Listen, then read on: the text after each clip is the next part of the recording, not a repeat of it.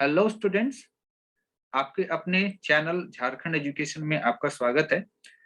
आज के वीडियो में क्लास 11 वाले जो बच्चे हैं वे कंप्यूटर साइंस का क्वेश्चन बैंक का सॉल्यूशन देखेंगे।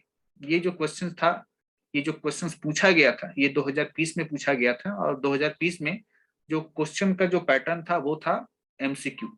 टोटल 40 एमसीक्यू क्वेश्चंस आपसे पूछे गए थे। तो चलिए स्टार्ट करते हैं। सबसे पहला क्वेश्चन कंप्यूटर फंडामेंटल से था। The first generation computer use blank for internal operation. जो हमारा कंप्यूटर का जो पहला जनरेशन था वो इंटरनल ऑपरेशन के लिए इनमें से किसका इस्तेमाल करता था? 1 vacuum tube, 2 transistor, 3 integrated circuit या 4 नॉन ऑफ दिस। तो फर्स्ट जनरेशन वाले जो कंप्यूटर होते थे उसमें इस्तेमाल होता था इंटरनल ऑपरेशन के लिए वैक्यूम ट्यूब का। तो सही ऑप्शन जो होगा वो होगा 1। Question number 2, A nibble is a group of blank bits. एक निबल कितने बीट्स के बराबर होता है? ये इस सवाल का मतलब हुआ। तो इसका सही आंसर होगा 4 बिट्स। एक nibble is equal to 4 bits. Next question, raw facts and figure are called. Raw facts and figure को क्या कहते हैं? बहुत ही आसान सवाल है, कंप्यूटर फंडामेंटल से है ये सवाल। सही आंसर होगा data. Question number 4, cray x MP14 is a. Cray x MP14 क्या है? 1 super computer, 2 micro computer, 3 mini computer या 4 मेन फ्रेम कंप्यूटर। तो सही आंसर होगा 1, that is super computer. Cray x MP14 एक सुपर कंप्यूटर होता था। Question number 5, which of the following is an operating system software. बताइए इनमें से कौन सा ऑपरेटिंग सिस्टम सॉफ्टवेयर है? 1 MS-DOS, 2 यूनिक्स, 3 बोथ 1 and 2 और 4th नॉन ऑफ दिस। तो इसका जो सही आंसर होगा वो होगा ऑप्शन नंबर 3, यानी बोथ 1 and 2। यानी MS-DOS और यूनिक्स ये दोनों ही ऑपरेटिंग सिस्टम सॉफ्टवेयर है। Question number 6, a language processor that converts assembly language into machine language is. एक लैंग्वेज प्रोसेसर जो असेंबली लैंग्वेज को मशीन लैंग्वेज में कन्वर्ट करे क्या कहलाता है? 1 इंटरप्रेटर, 2 असेंबलर, 3 कंपाइलर या 4th नॉन ऑफ दिस। तो इस सवाल का जो आंसर है वो आंसर जो है वो सवाल में ही छुपा हुआ है, वो है आपका असेंबलर।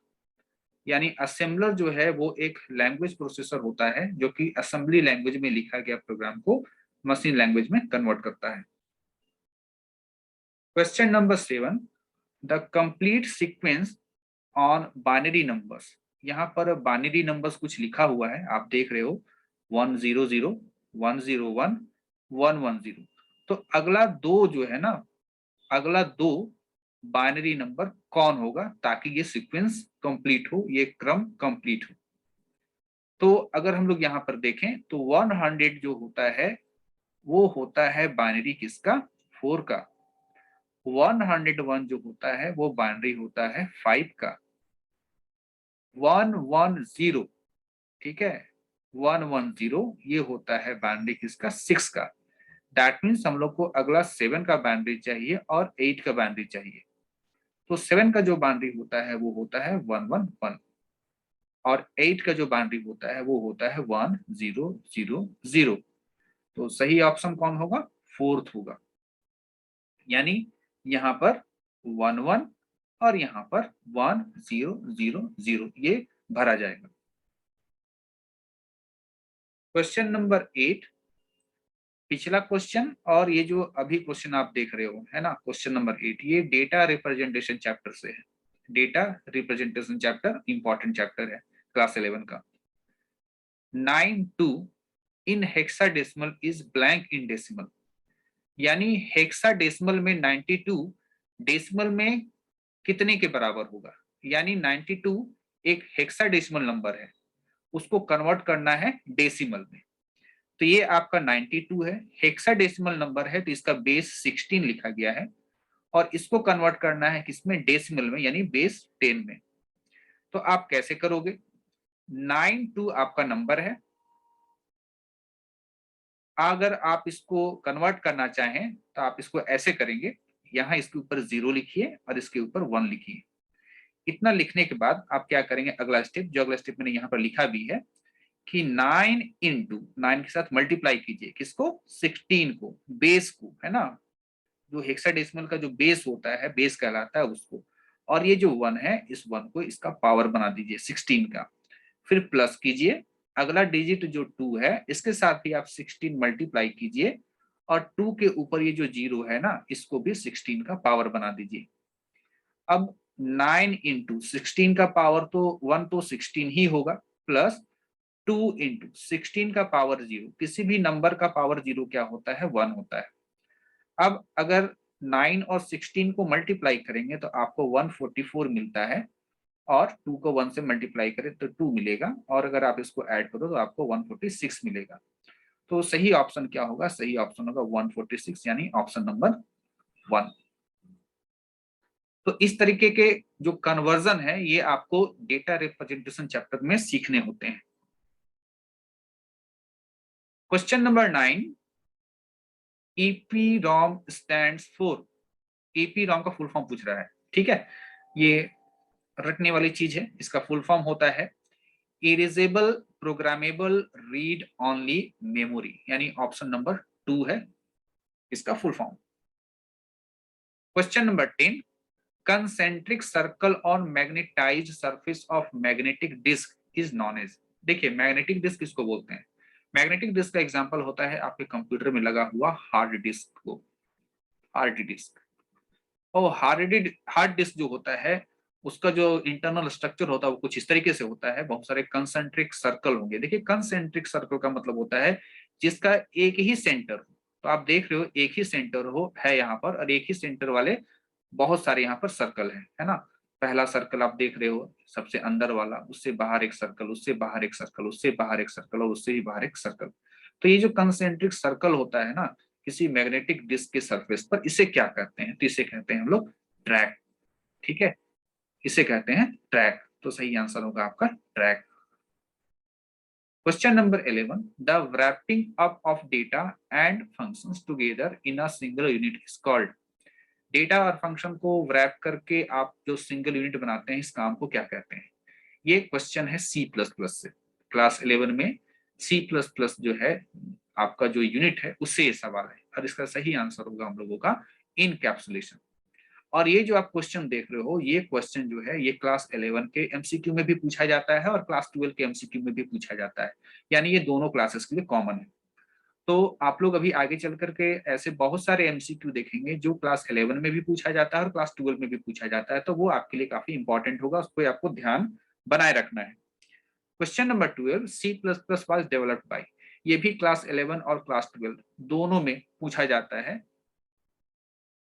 C++ को डेवलप किसने किया था सभी कोई जानते हैं, ऑप्शन नंबर 3 बजांग stop. Question number 13, which of the following software is design to control the operation of computer. ठीक है, बताइए इनमें से कौन सा सॉफ्टवेयर है जिसको डिजाइन किया गया है कंप्यूटर के ऑपरेशन को कंट्रोल करने के लिए। ठीक है, कंप्यूटर के ऑपरेशन को कंट्रोल करने के लिए।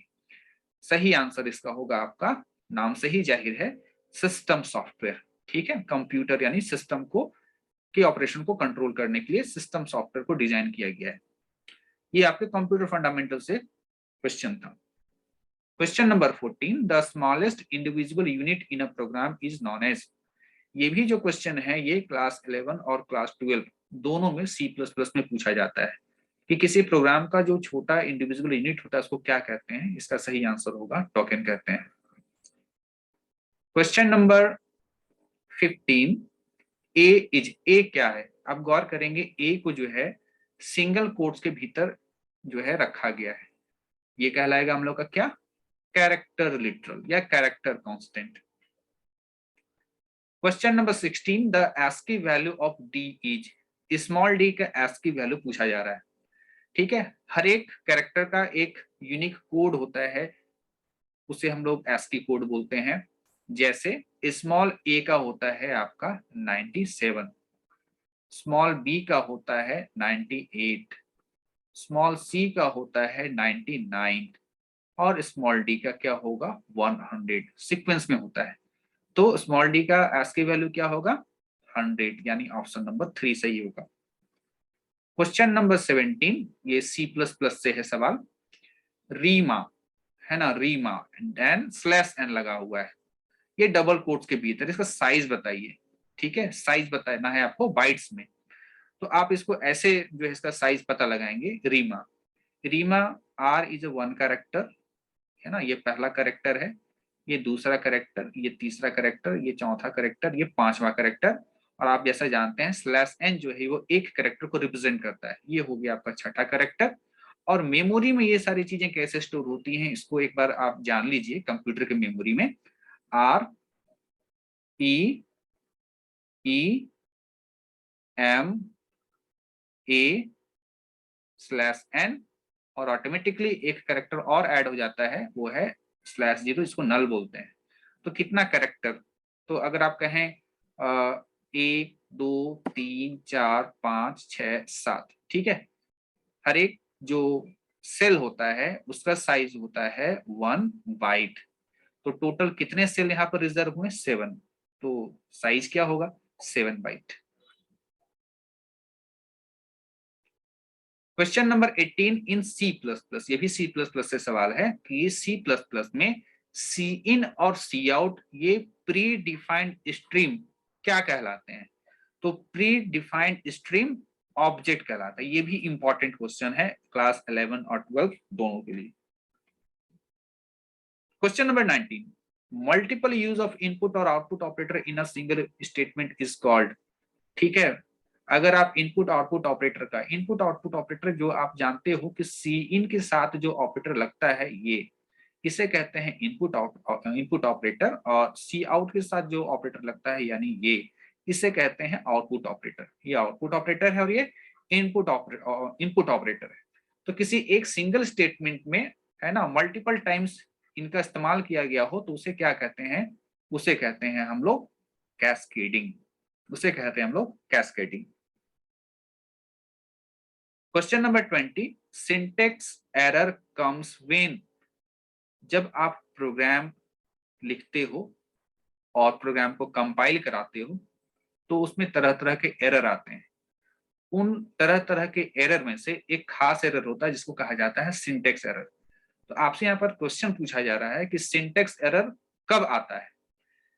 1, rule of programming language are violated. अगर आप प्रोग्रामिंग लैंग्वेज का रूल को जो है वायलेट करते हैं, है ना, रूल के खिलाफ जाके काम करते हैं, तो सही आंसर यही होगा। Question number 21, a variable that holds memory address is called. एक वेरिएबल या एक खास वेरिएबल जो मेमोरी एड्रेस को होल्ड करता हो, होल्ड मतलब स्टोर करता हो, उसे क्या कहते हैं। तो सही आंसर होगा पॉइंटर कहते हैं। क्वेश्चन नंबर 22, ये क्वेश्चन भी क्लास 12 में कई बार पूछा है। A set of logical operator is.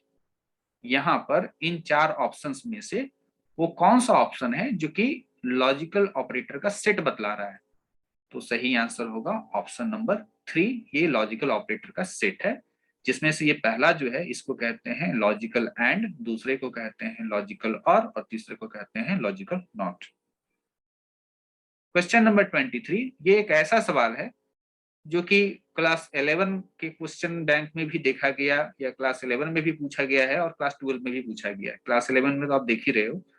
तो यहाँ पर ये C++ से सवाल है, इंक्रीमेंट ऑपरेटर का इस्तेमाल किया गया। x is equal to plus plus y plus 2y, 2y यानी कि 2 इंटू वाई। तो यहाँ पर तीन ऑपरेटर इस्तेमाल हो रहे हैं, इंक्रीमेंट ऑपरेटर, एडिशन और मल्टीप्लीकेशन। तो तीन ऑपरेटर में से सबसे पहला जो प्रायोरिटी होगा, प्राथमिकता होगा, वो इंक्रीमेंट ऑपरेटर का होगा। तो y जो कि मेरा 6 था, ठीक है, y जो कि मेरा 6 था प्लस 2 इंटू वाई, ये 6 जो है वो बढ़ करके 7 हो जाएगा, प्लस 2 इंटू, अब ये जो बढ़ा हुआ वैल्यू जो है ना y का 7, वो यहाँ इस्तेमाल होगा। इतना होने के बाद एडिशन और मल्टीप्लिकेशन में सबसे पहले आप काम जो किसका करेंगे, सबसे पहले आप काम करेंगे मल्टीप्लिकेशन का। तो 7 2 14 हो गया, 14 on 7 कितना हो गया 21। तो सही आंसर होगा option number 2 that is 21। Question number 24, the prefix increment decrement operator follows the rule. Prefix, जैसे अगर किसी वेरिएबल के आगे अगर इस इंक्रीमेंट ऑपरेटर को लगाते हैं तो इसको कहते हैं प्रीफिक्स इंक्रीमेंट। ठीक है, प्रीफिक्स इंक्रीमेंट। और किसी वेरिएबल के आगे अगर माइनस माइनस लगाते हैं तो इसे कहते हैं प्रीफिक्स डिक्रीमेंट। तो ये कौन से रूल को फॉलो करता है? 1 change then use, 2 use then change, 3 save and delete, या 4th नॉन ऑफ दिस। तो इसका जो सही आंसर होगा वो होगा option number 1 change then use. ठीक है, यानी ए जो वेरिएबल है उसका वैल्यू को पहले चेंज कर लो, है ना, उसमें एक इंक्रीमेंट कर लो, देन उस वैल्यू को आप यूज करना। पिछला जो आपका क्वेश्चन नंबर 20 था उसमें हमने ऐसा ही किया था। Question number 25, in C plus plus every statement ends with. ठीक है, ये भी एक ऐसा सवाल है जो कॉमनली 11 12 दोनों में पूछा जाता है कि हर सी प्लस प्लस स्टेटमेंट जो होता है वो एंड किससे होता है। जैसे अगर मान लो मैंने यहाँ पर लिखा int age is equal to 30, तो लास्ट में क्या लगाते हैं? सेमीकोलन लगाते हैं। या अगर मैंने लिखा यहाँ पर सी आउट और मैंने लिखा यहाँ पर हेलो, यानी मैं हेलो को प्रिंट करना चाहता हूँ। ठीक है, तो लास्ट में मैंने क्या लगाया? सेमीकोलन। तो सही आंसर क्या होगा? सेमीकोलन। कि प्रत्येक सी प्लस प्लस स्टेटमेंट जो होता है वो एंड होता है सेमीकोलन से। ना क्वेश्चन नंबर 26, ये भी 12th में भी पूछा गया है, 11th में तो पूछा ही गया, 12th में भी पूछा गया है कि सी प्लस प्लस प्रोग्रामिंग में strcat फंक्शन क्या करता है या किस लिए इसको आप यूज करते हैं। तो इसका जो सही आंसर होगा वो होगा कॉनकेटिनेटिंग टू स्ट्रिंग। ठीक है, दो स्ट्रिंग को जोड़ने का काम। अब स्ट्रिंग किसको कहते हैं? जैसे अगर हम लोग लिख दें यहाँ पर मोहन, तो मोहन एक स्ट्रिंग है। ठीक है, मोहन क्या है? मोहन एक स्ट्रिंग है। और एक जो स्ट्रिंग और रख लेते हैं हम लोग, मान लो गोलू, ऐसा। अब ये जो फंक्शन इस्तेमाल होगा तो ये इन दोनों स्ट्रिंग को क्या करेगा? कॉनकेटिनेट करेगा, यानी उसको एक साथ मिला करके एक एक है ना, दोनों को मिला करके एक सिंगल स्ट्रिंग बना देगा। ये काम करता है strcat फंक्शन, और इस काम को कहते हैं concatenation. Question number 27, the while loop evaluates a text expression blank entry before entry into the loop. देखो अब क्या होता है, ये व्हाइल लूप का मैं यहाँ पर जनरल फॉर्म लिख रहा हूँ। व्हाइल यहाँ पर हम जो है कंडीशन लिखते हैं, और कंडीशन के ट्रू होने पर ये लूप का क्या है? ये लूप का क्या है? बॉडी है।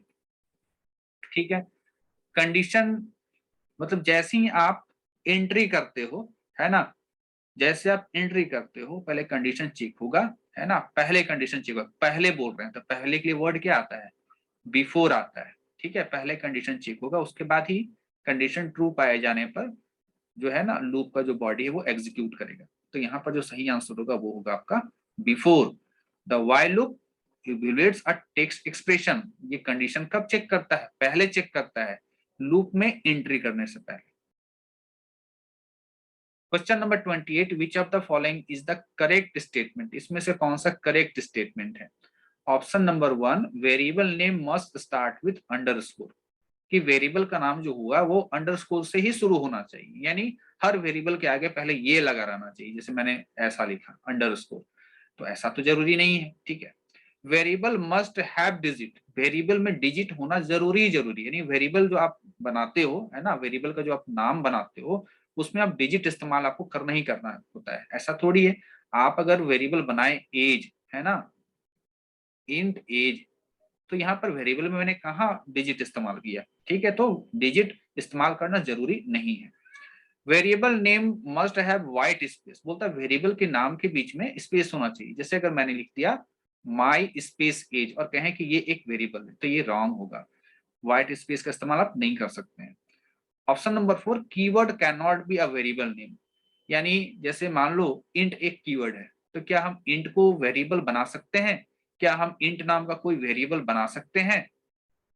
तो होगा कि नहीं, किसी कीवर्ड को वेरिएबल नहीं बनाया जा सकता। वही यहाँ पर बोल रहा है कि keyword can not be variable name. Keyword जो होगा वो वेरिएबल का नाम नहीं हो सकता। ये बिल्कुल सही बात बोल रहा है। ये बिल्कुल सही बात बोल रहा था, वही कह रहा था क्वेश्चन में कि which of the following is the correct statement. तो करेक्ट स्टेटमेंट क्या है, फोर्थ वाला है। Question number 29 in C plus plus array index always start from. ये क्वेश्चन भी हमेशा 11 में भी और 12 दोनों में पूछता है। इसका सही आंसर होगा 0। एरे का इंडेक्स 0 से शुरू होता है। Question number 30 jump statement is और आर। ठीक है, जंप स्टेटमेंट जो है इनमें से कौन है, गो टू है ना, या कंटिन्यू है या ब्रेक है। सही आंसर होगा ऑल ऑफ दीज। ये भी कॉमन सवाल है 11 12 दोनों के लिए। क्वेश्चन नंबर 31 ये 2D एरे से सवाल है, 2 डायमेंशनल एरे से सवाल है कि in if an array is declared as int a66। ठीक है, ए एरे का नाम है, ये 6 जो है ये पहला डायमेंशन है जिसको हम लोग रो बोलते हैं, और ये ब्रैकेट में दूसरा जो 6 है इसको हम लोग कहते हैं कॉलम। तो कह रहा है कि एक एरे है a66, तो कह रहा है कि इस एरे में कितने एलिमेंट स्टोर होंगे। तो आप 2D एरे के बारे में जानती हो कि इसका साइज कैसे निकाला जाता है, रो इनटू कॉलम। ठीक है, रो इनटू कॉलम। तो रो जो है वो आपका 6 है, कॉलम आपका 6 है, 6 इंटू 6 कितना होता है, 36 होता है। तो इस एरे में 36 एलिमेंट स्टोर हो सकते हैं। तो सही ऑप्शन होगा third. Question number 32 where does the execution of the program start. Program का एग्जीक्यूशन कहां से शुरू होता है। बहुत ही आसान सा सवाल है, मेन फंक्शन से शुरू होता है।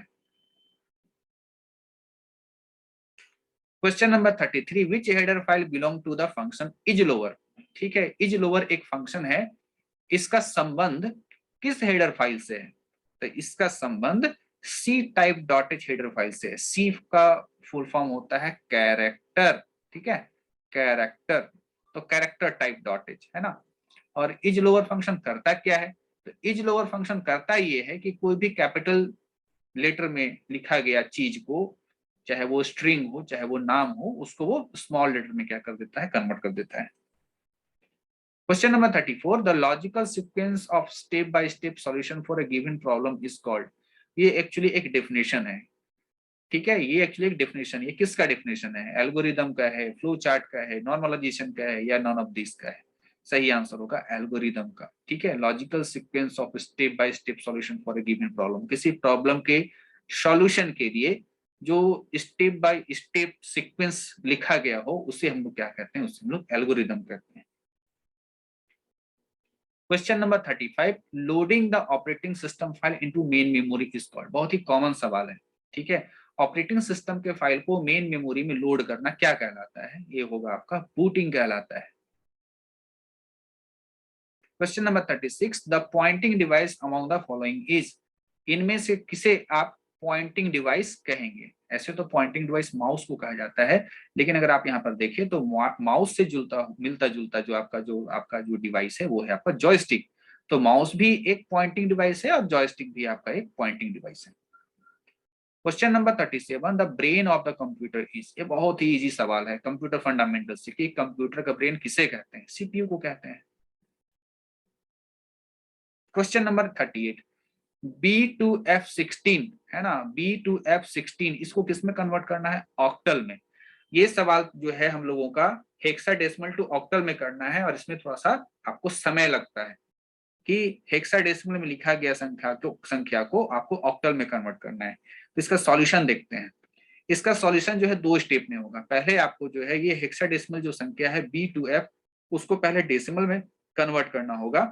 और हेक्साडेसिमल को डेसिमल में कैसे कन्वर्ट करते हैं ये हमने इसी क्वेश्चन पेपर में, है ना, प्रीवियस एक क्वेश्चन था उसमें हमने करके किया भी था। तो वैसे हम लोग जो है इस हेक्साडेसिमल नंबर को पहले डेसिमल में कन्वर्ट कर लेंगे, और फिर जो आपको डेसिमल में रिजल्ट आया उस डेसिमल को फिर हम ऑक्टल में कन्वर्ट कर लेंगे। देखिए कैसे करेंगे। पहले इसको हेक्साडेसिमल को डेसिमल में, तो B2F लिखा हुआ है, इसके ऊपर 0, इसके ऊपर 1, इसके ऊपर 2। ठीक है, फिर B इंटू 16, और ये जो 2 है वो 16 का पावर चला जाएगा, प्लस फिर अगला डिजिट जो है 2 है, तो 2 इंटू 16, और ये 2 के ऊपर जो 1 है वो उसको 16 का पावर बना दो। ठीक है, ध्यान से आप सुनना इसको। प्लस अगला डिजिट, इसको डिजिट बोल रहे हैं, है ना, नंबर है तो उसको डिजिट बोलेंगे, भले आप यहाँ F नजर आ रहा है, F इंटू 16, और F के ऊपर जो 0 था इसको 16 का पावर बना दिए। अगर आप इनको कैलकुलेट करोगे है ना। सही तरीके से अगर आप इसको कैलकुलेट करोगे तो कैलकुलेट करने के बाद आपको जो नंबर आएगा वो आएगा 2863। ठीक है, बेस 10, यानी आपने इस डेसिमल में कन्वर्ट कर लिया है। लेकिन अब आपको सेकंड स्टेप या सेकंड स्टेज पे आप जाएंगे, इस डेसिमल को ऑक्टल में कन्वर्ट करना है, यानी बेस 8 में कन्वर्ट करना है। तो बेस 8 में कन्वर्ट करने के लिए करेंगे क्या, आप पहले वो संख्या लेंगे यानी 2863, ठीक है, कुछ इस तरह का स्ट्रक्चर बनाएंगे, 8 से डिवाइड करेंगे। 8 से डिवाइड करेंगे, जितने बार में जाएगा उसको यहां लिखते हैं नीचे, और जो शेषफल होता है उसको लिखते हैं बगल में। फिर आया भाग दे करके 357 बार में गया और 7 शेषफल बचा था आपका, ठीक है, 7 आपका शेषफल बचा था। अब 8 से फिर भाग लगेगा 357, ये 44 बार में जाएगा और फिर शेषफल आया आपका 5। फिर ये 44 को 8 से भाग देंगे, है ना, तो 5 बार में 40 होता है और फिर शेषफल हो गया आपका 4। तो इधर जो है ना, इधर शेषफल लिखते हैं, इधर शेषफल लिखते हैं आपका, और शेषफल आया आपके यहाँ पर, सॉरी, शेषफल आया आपका 4। और अब ये 5 बार में गया था। अब ये जो 5 जो है ये 8 से तो जाएगा नहीं, ठीक है, तो आपका जो है ये प्रोसेस आपको रोक देना है। और अब आपको क्या करना है, रिवर्स ऑर्डर में, ठीक है, तीर का निशान थोड़ा इधर होना चाहिए, रिवर्स ऑर्डर में, यानी पहले आप 5 लिखेंगे, फिर 4 लिखेंगे, फिर 5 लिखेंगे और फिर 7 लिखेंगे। और ये जो आपका आया नंबर यही है आपका आंसर, ठीक है, यानी आपने बी टू एफ को ऑक्टल में कन्वर्ट किया, कितना, 5457। तो सही आंसर देख लीजिए क्या होगा, 5457, दैट इज ये 2, ये इसका सही आंसर है। Question number 39, DBMS stands for, ठीक है, डीबीएमएस का फुल फॉर्म क्या होता है, इसका सही आंसर है डेटाबेस मैनेजमेंट सिस्टम, यानी ऑप्शन नंबर 1। क्वेश्चन नंबर 40, ये भी डेटा रिप्रेजेंटेशन चैप्टर से है कि twos complement of a binary number is calculated by, ठीक है। तो देखिए जिन स्टूडेंट्स ने 1 कंप्लीमेंट्स 2 कंप्लीमेंट्स पढ़ा होगा वही इस चीज को समझ पाएंगे कि 2 कंप्लीमेंट्स किसी भी बाइनरी नंबर का कैसे कैलकुलेट करते हैं। तो इसका जो सही आंसर होगा वो ये होगा कि पहले उस बाइनरी नंबर का वंस कंप्लीमेंट निकालिए और वंस कंप्लीमेंट निकाल करके उसमें 1 ऐड कर दीजिए, तो आपको जो है उस बाइनरी नंबर का 2 कंप्लीमेंट्स निकल जाता है। इस प्रकार से आप 2 कंप्लीमेंट्स कैलकुलेट करते हैं। तो 2020 में टोटल 40 एमसीक्यू क्वेश्चन आपका आया था क्लास 11 में, और ये जो एमसीक्यू क्वेश्चन आपने आज देखा ये क्लास 11 के लिए इंपॉर्टेंट तो है ही, इसमें से करीब करीब लगभग 15 क्वेश्चन ऐसे थे जो कि क्लास 12 में भी पूछे जाते हैं, खासतौर पर सी प्लस प्लस, है ना, सी प्लस प्लस वाले जो क्वेश्चन है, कंप्यूटर फंडामेंटल को छोड़ दीजिए, ये 12th में भी आते हैं। तो क्लास 11 के लिए भी इंपॉर्टेंट है और क्लास 12 के लिए भी इंपॉर्टेंट है, लगभग इस 40 में से 15 क्वेश्चन। तो स्टूडेंट्स जो क्लास 11 में है वो तो इसको ध्यान से देखेंगे ही देखेंगे, लेकिन यही स्टूडेंट जो क्लास 11 में है वो नेक्स्ट ईयर जो है वो क्लास 12 में जाएंगे, तो क्लास 12 के हिसाब से भी आपको इसको जो है ध्यान दे करके रखना है। चलिए मिलते हैं हम लोग नेक्स्ट वीडियो लेक्चर में। नेक्स्ट वीडियो लेक्चर में हम लोग कुछ और सॉल्यूशन लेकर के आपके सामने हाजिर होंगे। धन्यवाद।